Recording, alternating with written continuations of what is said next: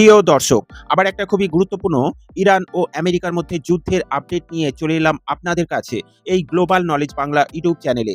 বন্ধুরা, যুদ্ধ মানেই শুধু বড় যুদ্ধজাহাজ, ফাইটার জেট বা ক্ষেপণাস্ত্র নয়। কখনো কখনো ইতিহাস বদলে দেয় ছোট দ্রুতগামীর আর এক অদৃশ্য শক্তি।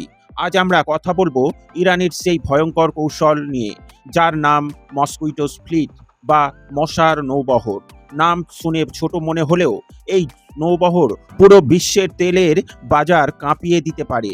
সম্প্রতি আন্তর্জাতিক সংবাদ মাধ্যমে উঠে আসছে হরমুজ প্রণালী ঘিরে উত্তেজনার মাঝেও ইরানের এই ছোট ও দ্রুতগামী নৌগুলো আবার আলোচনায় এসেছে। রিপোর্ট অনুযায়ী এইগুলোই বাণিজ্যিক জাহাজ চলাচল আটকে দেওয়ার বড় অস্ত্র হিসেবে ব্যবহৃত হচ্ছে। স্ক্রিনে দেখুন, এ বিষয়ে হিন্দুস্তান টাইমসে পত্রিকায় খবর প্রকাশিত হয়েছে যুদ্ধের আপডেট হিসেবে। আজ হরমুজ প্রণালী কেন এত গুরুত্বপূর্ণ? প্রথমে বুঝতে হবে হরমুজ প্রণালী কি। এটি পারস্য উপসাগর আর আরব সাগরের সংযোগস্থলে অবস্থিত। বিশ্বের প্রায় 20% তেল, এলএনজি এই রুট জলপথ দিয়েই যাতায়াত করে। সৌদি আরব, ইউএই, কুয়েত, কাতার, ইরান সব বড় তেল রপ্তানিকারক দেশের প্রাণরস এই পথ। অর্থাৎ হরমুজ বন্ধ মানেই তেলের দাম আকাশ ছোঁয়া, বিশ্ববাজারে আতঙ্ক, ভারত, চীন, জাপান সহ এশিয়ার অর্থনীতিতে ধাক্কা, শিপিং ইন্স্যুরেন্স খরচ বৃদ্ধি, বিশ্বে মুদ্রাস্ফীতি, সবই একই সূত্রে বাঁধা। এইবার আসা যাক কি এই মস্কুইটো ফ্লিট। ইরানের মস্কুইটো ফ্লিট হলো শত শত ছোট দ্রুত গতির সশস্ত্র স্পিডবোটের বাহিনী। এই নৌগুলো খুব দ্রুত চলে, রাডারে ধরা পড়া খুব কঠিন, হঠাৎ চারদিক থেকে হামলা চালাতে পারে, মাইন বসাতে পারে এবং বড় জাহাজ ঘিরে ফেলতে পারে। ক্ষেপণাস্ত্র ও রকেট বহন করতে পারে এই ছোট বোট। রিপোর্ট অনুযায়ী অনেক নৌকা উপকূলের গুহা বা লুকোনো ঘাঁটি বা ক্যামোফ্লাজ পয়েন্ট রাখা হয়, ফলে এগুলো ধ্বংস করা সহজ নয়। আমেরিকার বড় যুদ্ধজাহাজ বনাম ইরানের ছোট নৌকো, এখানেই শুরু হয় অসম যুদ্ধ। আমেরিকার কাছে আছে এয়ারক্রাফট ক্যারিয়ার, ডিস্ট্রয়ার, সাবমেরিন, কিন্তু সমস্যা হলো একটি বড় যুদ্ধজাহাজ এখানে একসাথে 50 থেকে 100 ছোট স্পিডবোটকে থামাবে কিভাবে?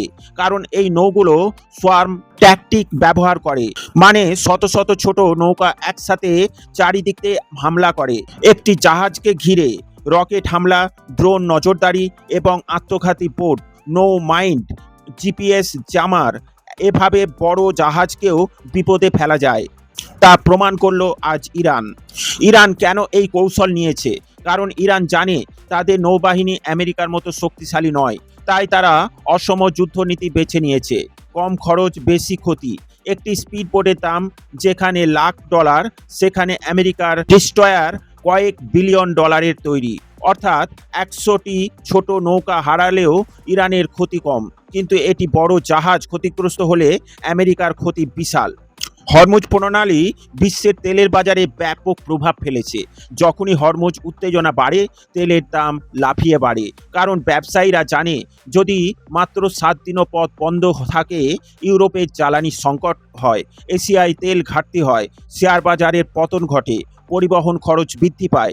এই কারণেই বিশ্বে বড় শক্তিগুলো ইরানের মস্কুইটো ফ্লিটকে গুরুত্ব দেয় এবং ভয় করে। আমেরিকা ইরান সংঘাতে ভারতের জন্য কেন এত বড় চিন্তা? ভারত তার তেলের বড় অংশ মধ্যপ্রাচ্য থেকে আনে। হরমুজ সমস্যা মানে পেট্রোল ডিজেলের দাম বাড়বে, এলপিজি সংকট হবে গোটা দেশ জুড়ে, রুপির ওপর চাপ বাড়বে, আমদানি বিল বাড়বে, অর্থনীতিতে চাপ আসবে। ভারতের জন্য হরমুজ শুধু আন্তর্জাতিক খবর নয়, এটি সরাসরি পকেটের খবর। ভবিষ্যতে কি হতে পারে? যদি আমেরিকা ইরান সংঘাত আবার বাড়ে, তাহলে ইরান সরাসরি বড় যুদ্ধ না করে এই ছোট নৌবহর ব্যবহার করবে। কারণ একটি ক্যারিয়ার ডোবানো কঠিন, কিন্তু পুরো জলপথ অচল করা সহজ। এটাই ইরানের আসল কৌশল। বন্ধুরা, কখনো কখনো যুদ্ধ যেতে শক্তিশালী সেনা নয়, বুদ্ধিমান কৌশল। ইরানের মস্কুইটো ফ্লিট দেখিয়ে দিয়েছে ছোট অস্ত্র বড় শক্তিকে থামিয়ে দিতে পারে।